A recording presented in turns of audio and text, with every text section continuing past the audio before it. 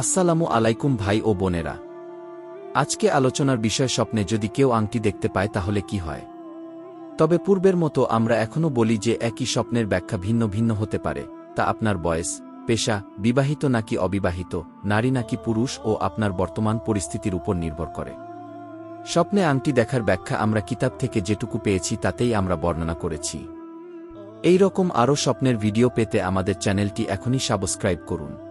আশা করি আল্লাহর অশেষ রহমতে আপনারা সকলেই ভালো আছেন, আলহামদুলিল্লাহ। স্বপ্নকে আরবি ভাষায় রুইয়া এবং ফার্সিতে খোয়াব বলা হয়। হযরত হুরায়রা রাদিয়াল্লাহু আনহু থেকে বর্ণিত, রাসূলুল্লাহ সাল্লাল্লাহু আলাইহি ওয়াসাল্লাম ইরশাদ করেছেন, রুইয়ায়ে সালেহা তথা ভালো স্বপ্ন আল্লাহর নিকট থেকে দেখানো হয়। তবে স্বপ্নটি সত্য কিনা মিথ্যা হবে তা সম্পূর্ণই আপনার উপর নির্ভরশীল।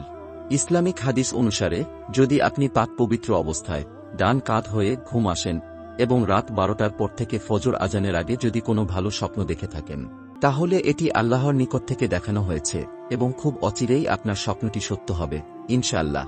স্বপ্নের এই ব্যাখ্যাটি আমরা ইবনে সিরিন রহমতুল্লাহি আলাইহি এর স্বপ্নের তাবির বই থেকে নিয়েছি।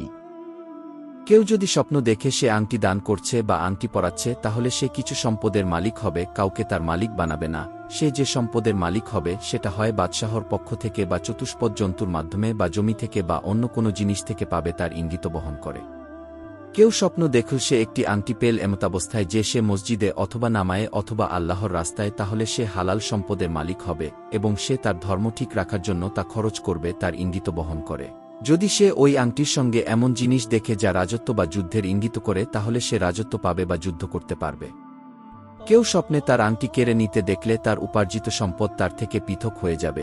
যদি স্বপ্নদ্রষ্টা দেখে কাউকে তার সন্তুষ্টি চিত্তে আংটি দান করল তাহলে তার কিছু সম্পদ চলে যাবে যা তার মালিকানায় আছে।